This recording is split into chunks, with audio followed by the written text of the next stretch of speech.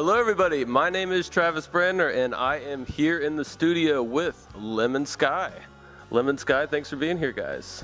You're welcome. Lemon Sky, will you guys please introduce yourselves to everybody out there in internet land and the instruments you play? Hello, interwebs. My name is Shredward. I play the lead guitar. Hello, I am Aaron Madrigal, and I sing, and sometimes I play guitar too.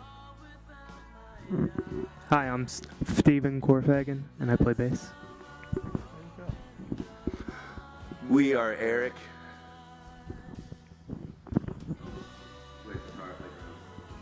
Guitar and drums. Nice, guys. So, yeah, thanks again for being at my studio.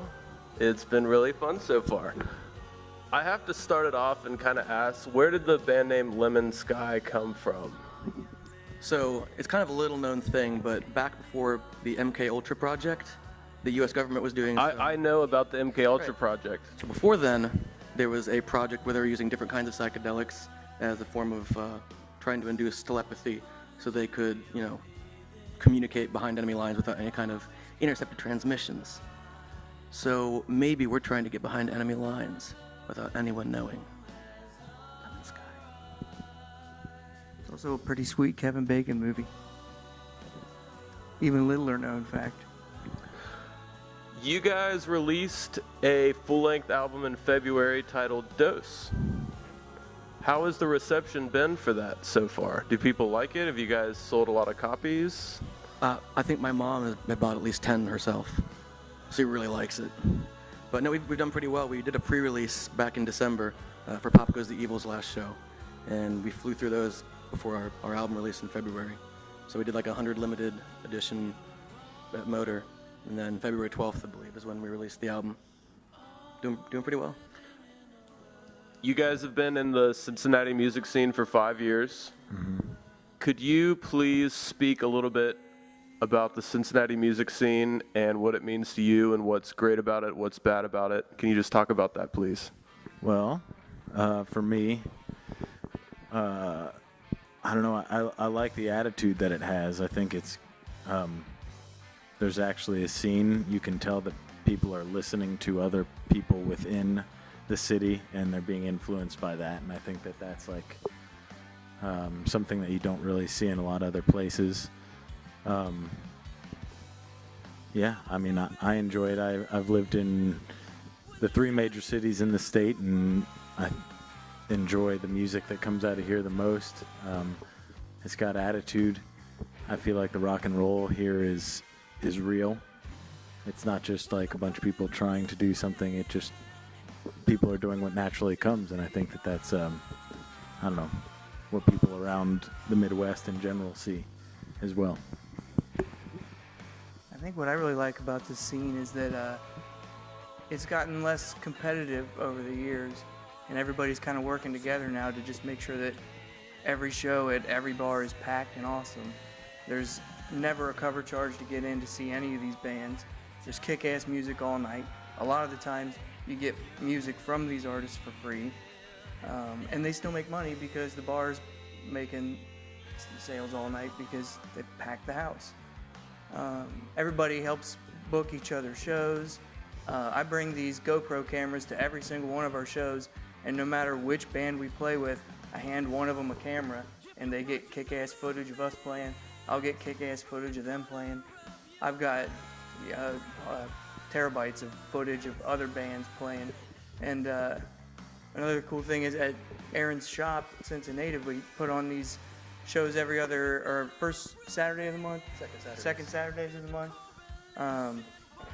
We'll have bands play there, film it, and then between bands, we have a projector set up and show videos of the bands that played at prior shows.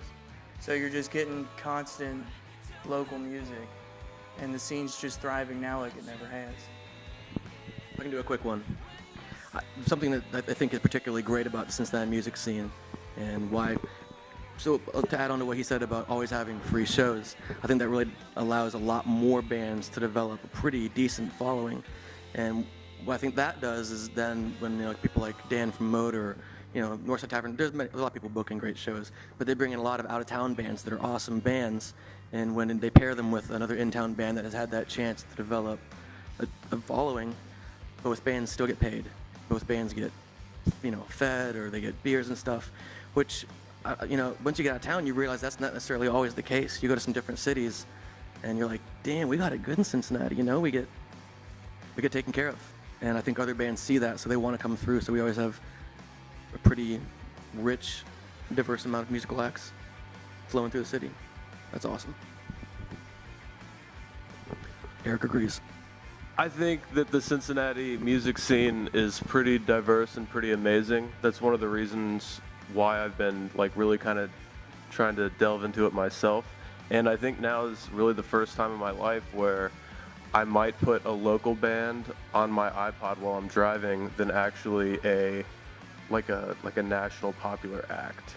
So there's actually on my iPod right now, it's a lot of the bands who I've been shooting photos and seeing they come out with amazing albums, great stuff is happening. So that's really great.